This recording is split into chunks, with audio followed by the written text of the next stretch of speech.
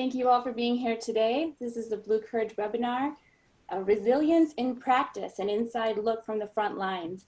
And joining us today, we have Jack Hart, we have David Dubois, Ian Edwards, and I will turn it over to our Master of Ceremonies, Jack Hart, to start guiding us through. Becky, thank you so much, and thank you, Jocelyn, and thanks to everyone on the Blue Courage team for arranging this webinar and getting us all into the room this Friday. So good Friday afternoon to everyone. It's still good morning here on the West Coast, but it's great to be here, and it's great to kick off a wonderful three-day weekend talking about this topic of resilience. And if you've spent any time following Blue Courage, or perhaps even taken a Blue Courage class, you know the importance of the resilience module, you know, that great block. And Michael Nilo says it over and over in class that it's probably the most important module in all of the Blue Courage teachings. And we're so grateful at Blue Courage to have a partnership with the HeartMath Institute, which is located in the Santa Cruz Mountains just south of San Francisco. And they have been the 21st century, you know, the wonderful brain people that have been so wonderful with us to connect these practices that we have put into place from the David G's and from meditation, and putting the scientific context into these practices that could help increase our effectiveness, increase our ability to actually perform at peak state at the moments of testing, and to be able to have the energy to be at our very best in all aspects of our life, personally and professionally. And so my favorite portion of the resilience block in the Blue Courage class has to be, and it's certainly the biggest eye-opener for me, was looking at the biometrics of an officer from the San Jose Police Department who was wired up wirelessly for checking all of his biometrics, and he was put into a domestic violence simulation. So a couple things I even just take away from that. You know, San Jose is one of the biggest cities in California, big city policing, all of the different urban challenges that you have. Secondly, that this officer had 5 years of experience, so it wasn't like this was some new recruit that was under the stress of trying to get the job of policing. And finally, the officer was going into a simulation, not even a real call. And I think on that page 17 graph, the Institute of HeartMath showed us that the officer's resting heart rate was 175 beats per minute. And the question for all of us is, how can we sustain that? You know, how can any human being, regardless of profession, be able to sustain that, especially in policing over a career of 20, 25, or 30 years, without some ability to reset? And so I'm grateful that that this topic has come up at this time, not just for our normal everyday stress incidents as first responders, but for all of us, regardless of profession, that we as human beings are going through some prolonged stress incidences as we're going through this coronavirus age. So good morning to all of our panel, and I'll start with Jack Hart, who's here joining us from the San Diego County Probation Department. And Jen, you know, looking over your resume, wow, you've really kind of done it all in our profession. You have 21 years experience. You worked as a dispatcher, a police officer, currently as a probation officer. You're a Blue Courage and HeartMath instructor for 2.5 years, and you've even got the department's Spirit of Blue Courage Award for 2020, which I think is really cool. And I think it's a testament to you and the great work that you've been doing, leading and teaching others in this resilience movement and Blue Courage movement down in San Diego. So good morning to you. And I guess I'll just ask you, what is the relevance of this topic of resilience to us in this profession, and to people in helping professions as we certainly are? Yeah, absolutely. What a wonderful question. And you gave a good example already of an officer who had a resting heart rate of 175. Well, think about our job in law enforcement or helping professions in general. We give, and give. There's constant exposure to trauma, a lot of negativity, and there's just a lot of depletion that happens for us. And if we don't pay attention to practicing things to keep us resilient, we're just not going to make it. We don't have anything to give to actually serve, which is why we all come to this, especially now when we're, like you said, it's a prolonged stress incident here with COVID-19. And resilience is really absolutely required of us now, even more than ever. And I love the definition that HeartMath gives us. And HeartMath, you guys, if you're not familiar with HeartMath, fantastic organization that's been studying the heart and heart energy and how our emotions affect us for a number of years now. And their definition of resilience is the capacity to prepare for, recover from, and adapt in the face of stress, challenge, and adversity. And I love the piece here that we can actually all really learn to build our resilience, and we can really increase our capacity if we just practice. I really love that. I also love the picture of the battery. You know, it seems like we human beings are nothing more than these energy systems, and yet, you know, probably all of us on this call plugged in our electronic device, whether it's our iPhone or laptop or something, probably consistently every moment before we went to bed, that thing is plugged in. But how often are we monitoring our own personal energy systems? And isn't the work we're doing, aren't we good enough? Aren't we important to be able to put ourselves first? You know, I know we'll all be getting back to flying soon, and I'm always heartened by the, you know, the safety briefing right before the plane takes off. And the announcement says, when that oxygen mask comes down from the bin above you, you're supposed to put that mask on yourself first. Now, of course, in our profession, it's like, hey, wait a second, you know, that sounds selfish or self-interested. But as Michael always says, you know, an empty well gives no water, and certainly having this ability to be resilient is important. And I like how the way you summarize that, Jen. I mean, that's such an interesting way to think about it. I mean, I always thought that there was either a resilience gene or a, you know, fold up and collapse gene, and you just kind of were either born to be able to get through it or not. And it sounds like from this definition and from our teachings, it sounds like this is something that we can maintain if we choose to do so. So thank you for being on this panel. We'll talk to you a little bit in just a little bit. But I wanted to turn to Sheriff Dubois. You know, I love that example of that San Jose officer because we can relate to this concept of stress episodes and how many of them that we have. I think it's pretty clear, I mean, even from our David G. guru teachings to HeartMath teaching, it turns out that, you know, we have 10 to 15 stress episodes every single day. And we've learned from these teachings that it's not just, you know, the saber-toothed tiger coming at you or someone pointing a firearm at you as a modern day example, but that we also have emotional harm, that when we are not given the right attention, affection, appreciation, you know, that all of a sudden we are in a similar stress response. But interestingly enough, as much as this San Jose officer was in this one stress episode, at least it ended. What about us today that have been in this like 70 to 100 day stress episode? So my question for you, Sheriff, is, you know, when it comes to stress, resilience, and performance, has the Institute of HeartMath looked at stress over a period of time and whether performance gets impacted? Yeah, we certainly have. There's a great illustration that we use in HeartMath training that was really appropriate right now. That we'll walk through real quick.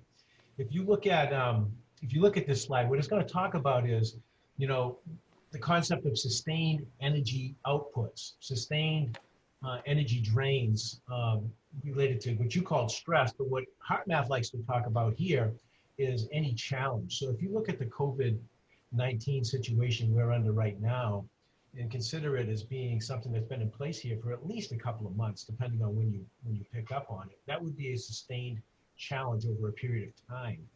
This chart here is going to show you a time period on the bottom of the chart going anywhere from 0 to 60 days, and then the level of effort and your ability to maintain that challenge over a period of time. A lot of people, you talk about a stress gene, which, you know, Jennifer would say doesn't exist, and so would I, but a lot of people would say, well, I do better under stress. And what they're really saying is, I am motivated by a challenge. That's the key part here. So if we go on to this first thing here, it's true. HeartMath has shown scientifically that someone's ability to perform can increase initially during a challenge. But there's a really, really important precursor here. The person has to embrace the challenge. So if you think about COVID-19, you think about what our profession and all professions really are dealing with this. A lot of the workers in the profession, they're not embracing the challenge. They're working through the challenge.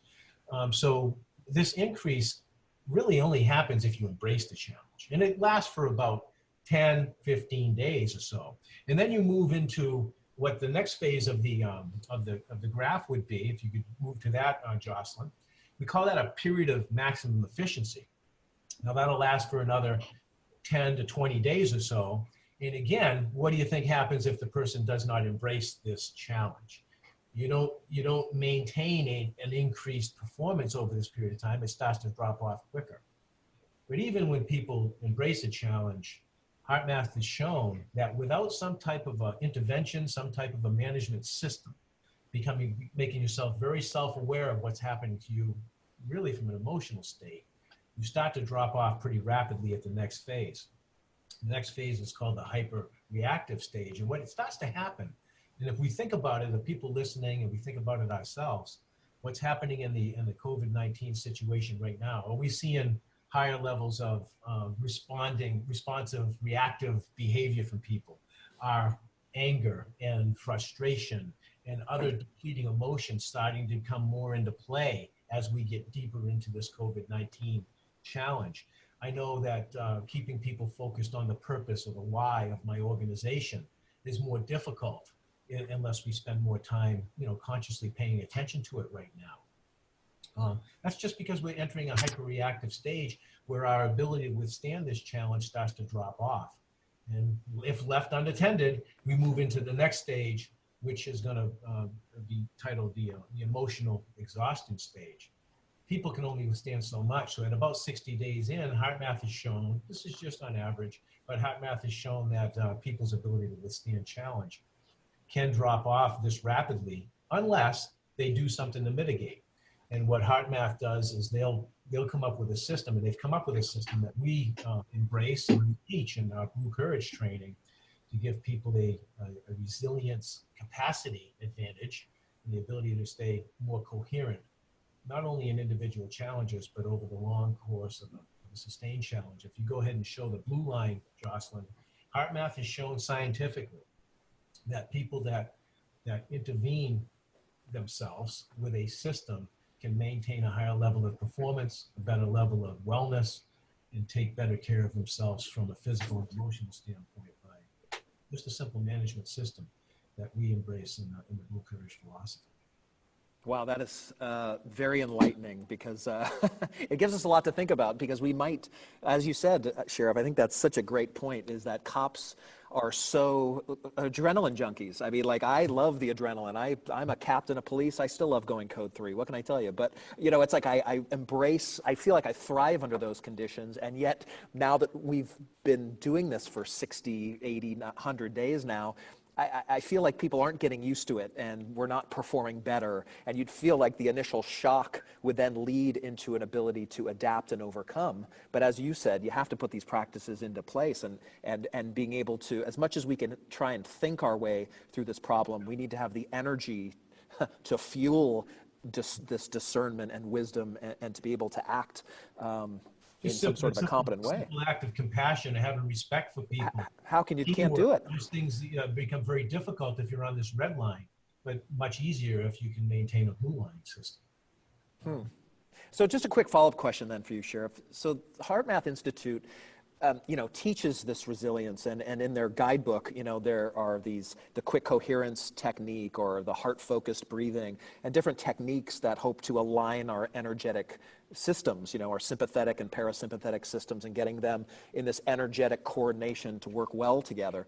But what if somebody's logging into this webinar and they just say, well, this is, prove it, prove to me that this thing works.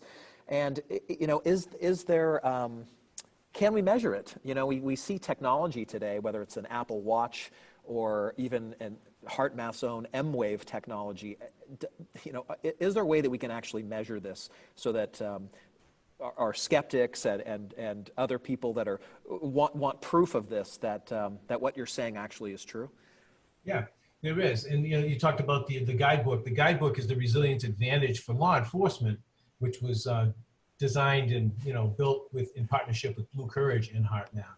But the HeartMath Institute also has civilian or non-law enforcement versions of this.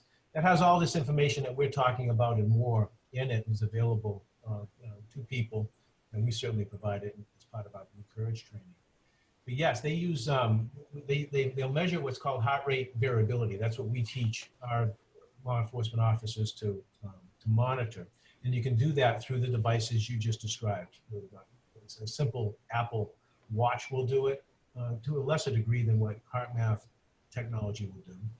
But if you go to the next slide, Jocelyn, you'll see this slide here is coming from what you call an M-Wave. It's just a small device that we use in training. We actually demo it in our Blue Courage training with law enforcement. One of our master trainers, actually it's Ian, is hooked up to an M-Wave in this example. And if you look at the beginning of this M-Wave reading, you'll see a very different pattern here compared to right about here. You'll see a different dramatic shift in the pattern that's being measured. Yeah, that's that sawhorse pattern kind of at the beginning, and then all of a sudden it's smooth peaks and arches. Yeah. Exactly. And so it's measuring his heart rate variability, which he is able to maintain and control somewhat through emotions. And what happened to him here is he was being made fun of, he was being ridiculed openly while he was hooked up to this machine. And it was showing a heart rate variability pattern with a very depleting, what we call a depleting, erratic, non-flowing pattern of rhythm. What he did right here is he started to get to a better emotional state. Now, he did it through singing to himself Christmas carols. Now, that was his methodology, but you can imagine what emotional state that might have brought him to. So what we teach law enforcement to do is to do a rhythmic breathing pattern. And what Ian said in this particular example was the rhythmic breathing wasn't enough to get him into a coherent rhythm. What he had to do was get to a more renewing emotional state. He did that through Christmas carols, was his methodology. But you can see a dramatic change, and it happens very quickly. And you say, you know, sometimes people will say, prove it to me. Well, you've obviously taught a lot of law enforcement officers, Jack, because you hear that all the time. And the technology and the devices that HeartMath has available, that we make available to law enforcement, is the key that does prove it to them. It's all scientifically based. HeartMath has its own research center, and they've also worked with independent research centers whose numerous universities published hundreds of studies to validate the methodologies that we teach. And their work has been published in the Journal of Cardiology, Global Advances in Health and Medicine, the Journal of American College of Cardiology. I mean, they're very respected medical journals that have embraced this technology and this philosophy. That's fantastic. And as you said, you know, the technology is becoming more widely available. It's more cost effective. There's some ways that we can access them. And if you ever wondered what HRV, heart rate variability, was on your new Apple Watch, these are the concepts that underlie it and are something that we can draw upon. And I love that too, that ability that, you know, you can choose where you put your attention and intention and energy if you choose to do so. And that certainly goes back to Viktor Frankl and Man's Search for Meaning and all the other webinars I think we've had over the past Fridays talking about that we can carry our own weather. You know, we can choose to respond to how something is happening to us, and the benefits we may not be able to see, but looking at even that quick coherent slide, it really shows how quickly that we can make this reset, and what a gift that would be for all of us, especially when we have to reset and go into another dangerous situation or another serious conversation with a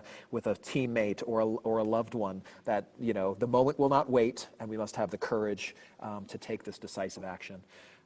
And so, Ian, you know, we've been spending a lot of time talking about you. Welcome. Thank you for being on the panel. I just want you to confirm that they were making fun of you with your consent. You know, we don't normally subject that to students of the Blue Courage class, but you were a willing participant there. To be fair, this wasn't the Blue Courage class. It was the HeartMath trainer course. Ah, so good. I had no idea the insults were going to come. They just started. I love it. I love it. But it gives us hope. And Jocelyn, if you could hit the next slide. You know, it gives us hope because that slide that, you know, that the measurement of that police officer in that domestic violence scenario that's in the Resilience Advantage book doesn't show the right side of this slide, which says officer shifts and resets. It just shows the 175 beats per minute, but doesn't show what happened thereafter. And I love that this slide is able to show that there was this shift and reset. And just like you did in the class, even under that pressure and stress, that you had this ability to do it. So, Dr. Roland McCready, who works with the Institute of HeartMath, has worked with Blue Courage and has done all this work with us, told Michael Neela, he said, as long as policing, and I would insert all service and helping professions into that. He says, as long as they are unable to intelligently regulate their emotions, they will always be an unhealthy profession. And I would most certainly argue that it's even bigger than professions. I would argue that that's the universal human condition, that when you've seen human beings that have not been at their best, it was probably because of their inability to intelligently regulate their emotions. So Ian, I just ask you, how are emotions then related to resilience? Well, based on what you just said, I think you laid it out perfectly. It's the intelligent regulation of your emotional energy. And it was for me the first time going through learning about HeartMath was huge for me, because I would have told you 5 years ago, I was a closed book. I am not an emotional person. I've always been described as stoic. I've never felt like emotions were played much utility in my own life. And I learned through that I was having emotional reactions all the time, but I had lost the language somewhere along the way to articulate what was happening. And what I learned through the HeartMath training was that the emotions are there. And they gave us a really cool grid. I don't know if you could pull that up here. But what I learned through this grid was that you're balancing through two states. You're balancing your nervous system from, your high heart rate, your gas pedal, your sympathetic state, all the way down to your rest and digest state. And as much as I thought that I could control that with breathing, right? And we talk about that. Rhythmic breathing is a major part of being able to control your nervous system. But as you saw in my printout, rhythmic breathing alone was not enough. It wasn't enough to get me into a state of coherence. And that's where they brought out this idea of the hormonal system and the importance of your hormonal system in balancing that coherent state. So we have all these emotions that basically contribute to our hormonal state. We label them. And if we could put some of the words up here, these are some of the things that we might feel on a daily basis.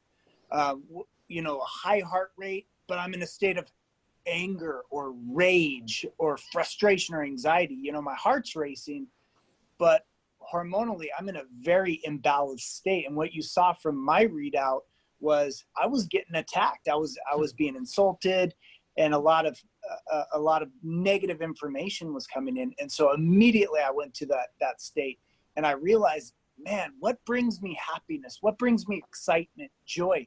Okay, I got to shift to the other side of this diagram.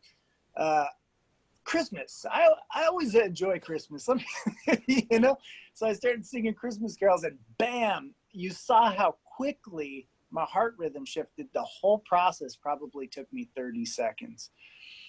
And for us to be able to shift from that left side, that's the cortisol state, to the DHEA side, is huge, because it affects our health, our immune system, our ability to perform under stress. We're able to access our executive function and be able to perform at our peak. We can access our training, our experience, our talents, our natural abilities. All the things that we put all our effort into learning, we can actually get to that stuff. So for me, the biggest takeaway was learning how to engage that renewing side of the grid. And I think that culturally, and I don't know how you guys feel about this, but we over-identify with the left side. In fact, culturally in policing, I come from a corrections world. It's very true in corrections. I know Jen's from the probation side as well. No, but we're great in policing. We're great. Oh, we, yeah. we don't have any negative emotions, so stop, okay? Well, you know, some of these have a purpose, right? Anger can be a very helpful emotion at times, but as you said, it will drain your battery. It is a depleting emotion, so we can't hang on to it. And being able to recognize when we're in those states and how to shift out is huge, because culturally we say, you know, excitement, what are you so excited about? What are you so happy about? You know, we use those statements, you know, we disconnect with the renewing side and we say, oh, but you can be frustrated. You could be angry.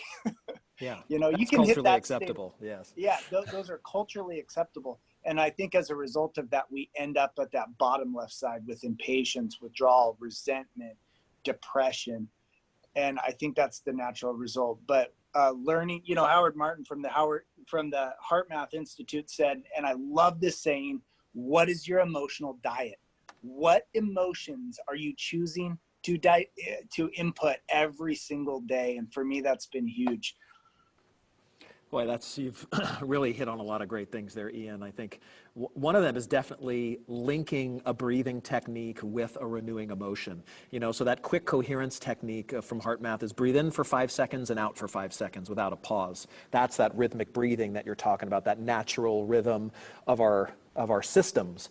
But adding, you know, the right side of that chart in front of you, adding, you know, thinking of a time you were courageous, thinking of a time you were passionate, thinking of a time that you were content or appreciated, you know, that those would help to build those renewing emotions, you know, and your brain is unable to distinguish between reality and the vividly imagined. So even if you've never been courageous, now's the time to think that you are during one of these breathing techniques, because you will be able to still get this renewing thing. And I think that's really great that there are several options and access points, that you don't have to be the great yogi or the great meditator or the great neuroscientist to be able to find an access point that resonates with you. And you know, and even if you're on this call now, I mean, just think about it. I mean, just take a look at that chart in front of you and ask yourself, oh, you know, over the past week, over the past maybe 2 hours, over the past 100 days of coronavirus, mentally put a check mark next to all of those words that you see for a time that you felt one of those emotions. And even as I'm going through it, I feel myself leaning to the left, you know, leaning to the left side of the screen. And just, again, this awareness of being able to label and have these language of emotions is so great. And so for Jen, you know, you're a practitioner, you're still, you know, in the profession, and you certainly teach and practice HeartMath and Blue Courage with others.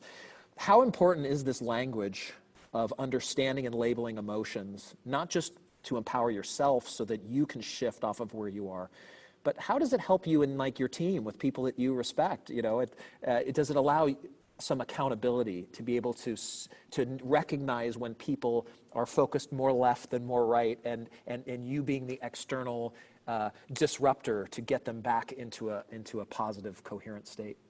Oh my gosh, absolutely. Recognizing these emotions, being able to name them, understand how we're feeling, how other people are showing up. And what you said, that collective language is so important, because it's great if we're doing this on our own, but how much better is it if we're doing this collectively?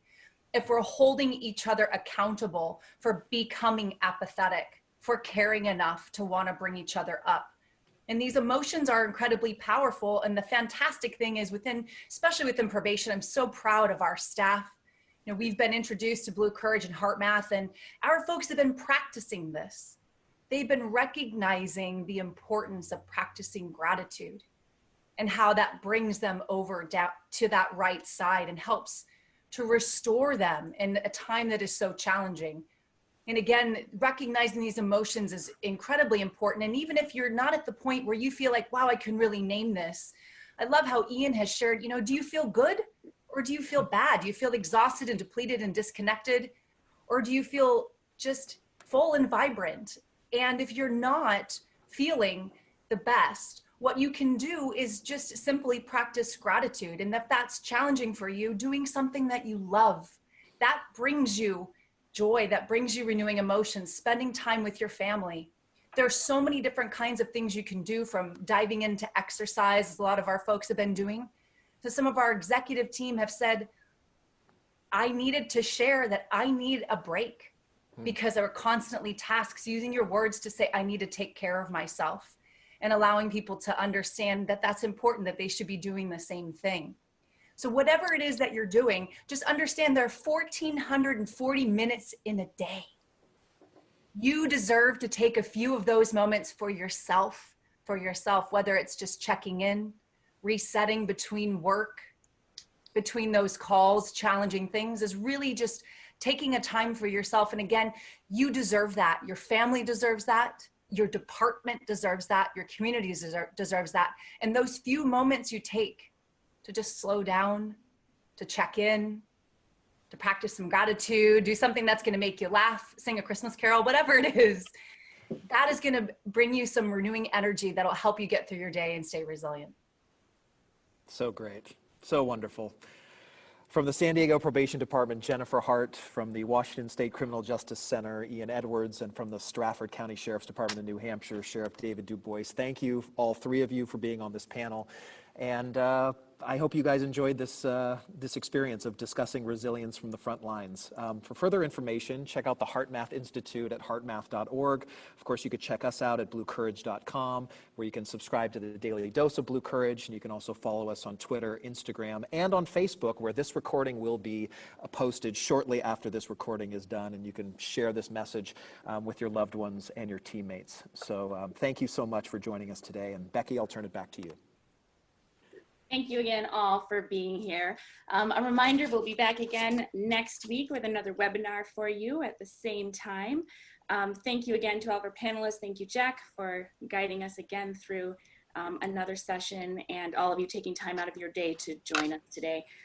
Again, a reminder that if you have any comments or any questions that you would like to ask for our panel today, please feel free to go to info@bluecourage.com. You can leave your questions there, or after we're posted on Facebook, please feel free to leave any comments or questions there. And have a wonderful, safe holiday weekend, everyone. Thank you. Thank you, guys. Bye, guys. Take care.